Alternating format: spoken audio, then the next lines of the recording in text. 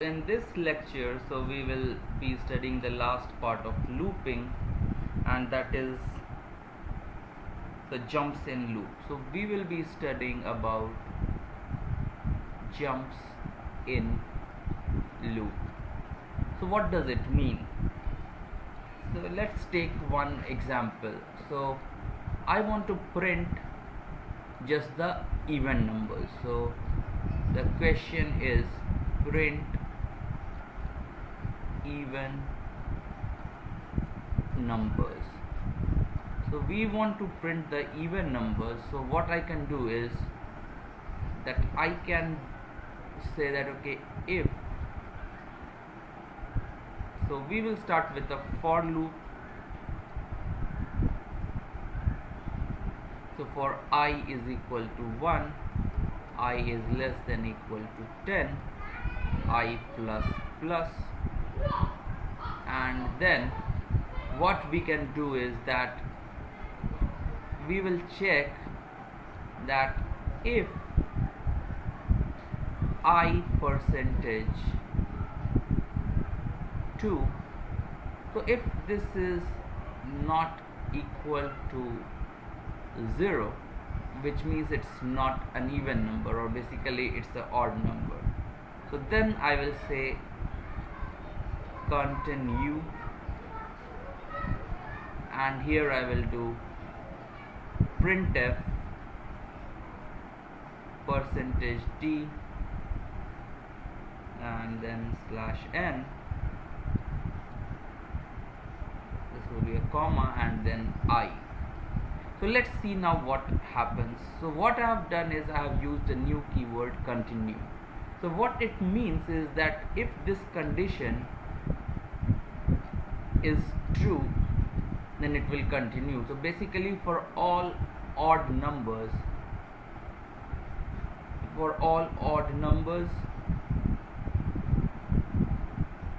this will be true, and after this continue, so it will never execute the rest of the body of the for loop, and it will start again. So that's why what happens now is, so I is equal to 1 initially, so 1 percentage 2 is 1, which is not equal to 0, so it continues. I becomes 2 now, so 2 percentage 2 is 0, so this continue is not executed, it comes to this line, so 2 is printed, I becomes now 3, so 3 percentage 2 is now 1, which is not 0, so this continue follows, this printf is not executed, so now I becomes 4, 4 percentage 2 is 0, and hence the continue is not executed, and printf is done, so it will print 2, 4, 6, 8 and 10, after which the for loop will end. So this is about continue. So what continue does is it leaves rest of lines of the loop body, and it starts again. So this is about continue. So the general format will be, so something like for a while loop, some conditions will be there, then some lines of, so this is body part A, then if we have if some condition, then I will say so continue, and then this will be body part B. So this way, if the condition becomes true and this continue is followed, so after that, so only body part A will be executed and body part B will not be executed. So now just take the opposite of this one, so which is now break. So what does break do? So while some condition.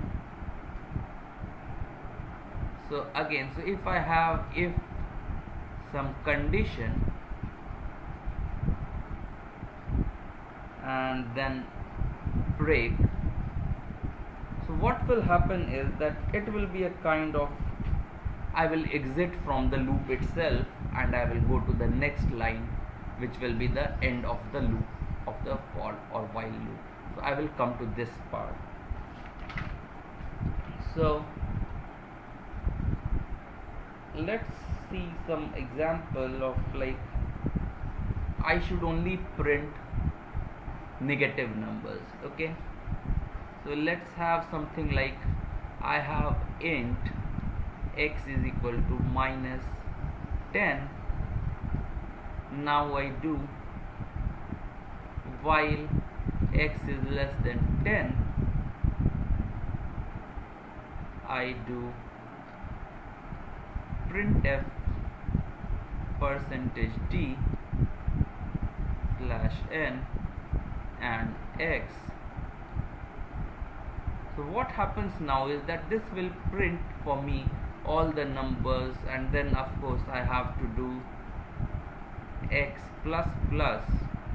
So if this is the loop, so it will print for me numbers minus 10, minus 9, minus 8, and it will go on till 9. But what we want is that we want to print only negative numbers. Okay, we want to print only the negative numbers. So what we need to do is that we want to have some correction, and in this part we will write now, if x is greater than equal to 0, then break. So these are the lines that has to be added here, which means now that if x is greater than equal to 0, then you break, and which means we exit, and the control will come now to this point after the for loop. So this is about break statement with exits. So the last thing that we are now going to see is about goto. So goto is a kind of jumping.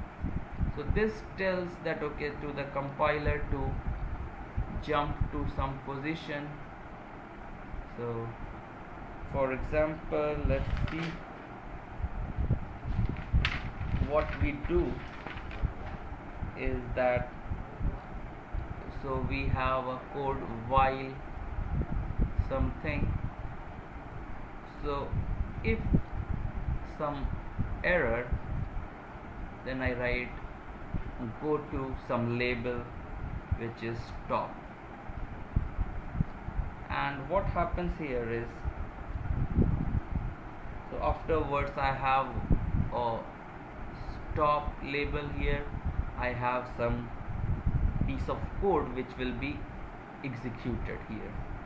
So this is about the goto statement, and this ends our looping. And just one thing that is left is concise test expressions. Concise test expressions. So what does this mean? So if we write something like, if expression is equal to 0, then do something. So this is equivalent to if expression. So this means if expression is equal to 0. And similarly, if expression is not equal to 0, so this is equivalent to if expression. So these two are equivalent, and hence if we have some statement like, if m%5 is equal to 0 and n%5 is equal to 0, then it means both are divisible by 5. So but we can write it more precisely as, if m percentage 5 and an n percentage 5, then so these two are equivalent. So this we have to write a not here, so these two are now equivalent. So this ends our lecture. So we learned about jumps in the loop. So we learned about like print even numbers, so how to do, so we used a continue here, so that is for leaving some part of the code or in the loop body. Then we saw about break, which exits the loop itself, and then we saw go to statement, which is like at some label the execution will be transferred. So thanks for listening to the lecture. Please subscribe to Saurabh School of Computing, which is this channel.